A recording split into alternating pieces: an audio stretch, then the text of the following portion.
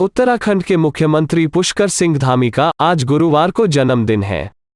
इस अवसर पर मुख्यमंत्री देहरादून के टपकेश्वर मंदिर पहुंचे। यहां उन्होंने पूजा अर्चना और भगवान शिव का जलाभिषेक किया। इस दौरान सीएम धामी ने प्रदेश की सुख समृद्धि की कामना की है। मुख्यमंत्री ने कहा कि भगवान भोलेनाथ हमारे आराध्य देव हैं।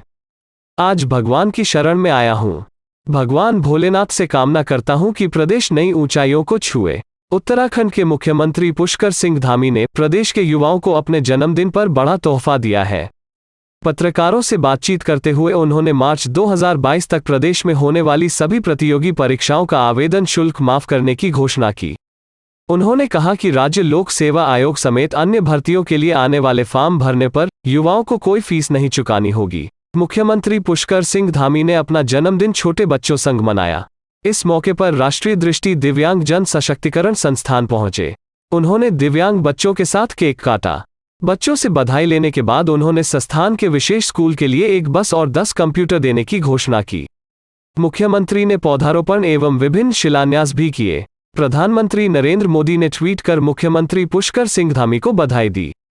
उन्होंने ट्वीट किया कि उत्तराखंड के युवा और ऊर्जावान मुख्यमंत्री पुष्कर सिंह धामी को जन्मदिन की बधाई। पदभार ग्रहण करने के बाद से वो राज्य के विकास के लिए अथक परिश्रम कर रहे हैं। उनकी विनम्रता के लिए उनकी प्रशंसा की जाती है। समाज की सेवा में उनके लंबे और स्वस्थ जीवन की प्रार्थना करता हूं। रक्षा मंत्री राजनाथ सिंह ने भी मुख्यमंत्री धामी को बधाई दी। उत्तर प्रदेश के मुख्यमंत्री योगी आदित्यनाथ ने भी सीएम धामी को जन्मदिवस की बधाई दी। उत्तराखंड में रोपवे निर्माण की मुहिम को तेजी से आगे बढ़ाने में राज्य सरकार जुट गई है। उत्तराखंड में पर्यटन की अपार संभावनाओं को देखते हुए ढांचागत सुविधाओं के विकास की दिशा में प्रदेश सरकार ने अब तेजी से कदम बढ़ाने शुरू कर दिए हैं। रोपवे के जरिए सैलानी और तीर्थयात्री यहां के प्राकृतिक नज़ारों से रूबरू होंगे। सरकार ने केदारनाथ, नैनीताल, हेमकुंड साहिब, पंचकोटी टिहरी, औली गोरसों, मुनस्यारी खलियाटाप और ऋषिकेश नीलकंठ रोपवे की स्थापना के लिए केंद्र सरकार से करार किया है। इन 7 रोपवे के निर्माण से केदारनाथ, हेमकुंड साहिब जैसे धार्मिक स्थलों पर हर उम्र के तीर्थयात्री दर्शनों के लिए आसानी से पहुंच सकेंगे। पर्यावरणीय दृष्टि से संवेदनशील उत्तराखंड के पर्यावरण को सुरक्षित रखने के लिए इस तरह की पहल आवश्यक है। इससे सड़कों के निर्माण से पहाड़ों के दरकने की संभावना से भी निजात मिल सकेगी। रोपवे के निर्माण के लिए राज्य सरकार द्वारा टेंडर आमंत्रित किए जाएंगे। सबसे अहम बात यह कि रोपवे बनाने के लिए केंद्र सरकार वित्तीय सहयोग देगी। यमकेश्वर विधायक ऋतु खंडूड़ी ने यमकेश्वर विकासखंड के नालिखाल बंचूरी मार्ग से नौगांव चोपड़ा ठटोल गांव सुनार गांव तक 5 किलोमीटर मोटर मार्ग का शिलान्यास किया, जिसकी लागत 91,65,000 रुपये है। विधायक ने कहा कि मोटर मार्ग के बनने से ग्रामीणों को काफी सुविधा मिलेगी। कहा कि क्षेत्र में सभी गांवों को सड़क से जोड़ने का कार्य किया जा रहा है। उन्होंने बताया कि गरीबों को उज्ज्वला गैस दिए गए हैं। कई लोगों के घरों में शौचालय बनवाए जा रहे हैं। अभी तक 1000 से अधिक उज्ज्वला गैस कनेक्शन लोगों को दिए जा चुके हैं। विधानसभा में करीब 336 किलोमीटर से अधिक सड़कों का निर्माण हो चुका है।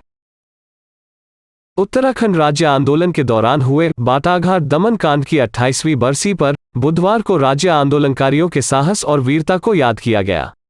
साथ ही तत्कालीन उत्तर प्रदेश सरकार की बर्बर कार्रवाई की निंदा की गई। इस अवसर पर उत्तराखंड आंदोलनकारी मंच ने मुख्यमंत्री पुष्कर सिंह धामी की ओर से 2 सितंबर को की गई राज्य आंदोलनकारियों के चिन्हीकरण की घोषणा पर तत्काल शासनादेश जारी करने की मांग की। प्रदेश कांग्रेस कमेटी ने 10 लाख सदस्य बनाने का लक्ष्य रखा है। प्रत्येक बूथ में कम से कम 50 सदस्य बनाए जाएंगे। इसके लिए गुरुवार से कांग्रेस पार्टी ने प्रदेश भर में सदस्यता अभियान शुरू कर दिया है। प्रदेश कांग्रेस महामंत्री संगठन मथुरा दत्त जोशी ने बताया कि प्रदेश अध्यक्ष गणेश गोदियाल ने कांग्रेस सदस्यता अभियान के लिए पूर्व में ही सदस्यता अभियान समिति का गठन किया था। हरिद्वार में औद्योगिक क्षेत्र सिरकुल में बुधवार देर रात बदमाशों ने एक व्यापारी को गोली मारकर नकदी लूट ली। व्यापारी मार्केट से अपना मनी ट्रांसफर ऑफिस और कपड़ों का शोरूम बंद कर घर लौट रहा था। इंद्रलोक कॉलोनी में 2 अलग अलग बाइकों पर सवार 6 बदमाशों ने व्यापारी से नकदी से भरा बैग छीन लिया। विरोध करने पर एक बदमाश ने व्यापारी को गोली मार दी और नकदी लूटकर फरार हो गए। सूचना पर SP city Kamlesh Upadhyay, ASP और सिरकुल थानाध्यक्ष मौके पर पहुंचे और घटना की जानकारी जुटाई। बैग में कितनी नकदी थी, व्यापारी के होश में आने पर यह पता चल पाएगा। लहूलुहान हालत में व्यापारी को नजदीक के प्राइवेट अस्पताल ले जाया गया। व्यापारी की हालत गंभीर बनी हुई है और उन्हें देहरादून के जौलीग्रांट स्थित हिमालयन अस्पताल रेफर कर दिया गया है। जोशीमठ में भारत तिब्बत सीमा क्षेत्र को जोड़ने वाले मलारी हाईवे पर एक मैक्स अनियंत्रित होकर तपोवन के समीप एटी नाले में जा गिरी, जिसमें वाहन चालक की मौत हो गई। वहीं दूसरी ओर गंगोत्री राष्ट्रीय राजमार्ग झाला के पास पूर्ति विभाग का खाद्यान्न ट्रक सड़क पर पलट गया। इस ट्रक में 4 लोग सवार थे जो कि सामान्य घायल हुए हैं। घायलों को उपचार के लिए एम्बुलेंस से सीएससी हर्षिल ले जाया गया। उत्तरकाशी में बड़कोट के चक्रगांव उपराड़ी मोटर मार्ग पर बुधवार रात को एक एम्बुलेंस हादसे का शिकार होने से बाल बाल बच गई।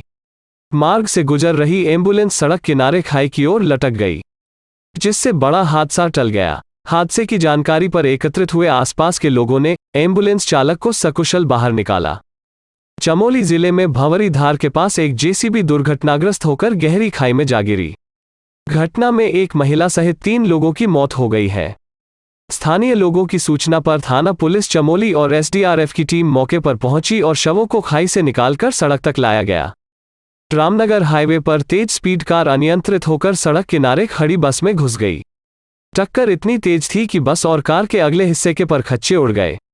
चालक नशे में धुत था। हादसे में घायल 3 युवकों को चिकित्सालय पहुंचाया गया। गंभीर घायल एक युवक को हाई सेंटर रेफर कर दिया। राज्य के कुमाऊं क्षेत्र के कुछ जिलों में अगले 24 घंटे के भीतर बहुत भारी बारिश होने के आसार हैं।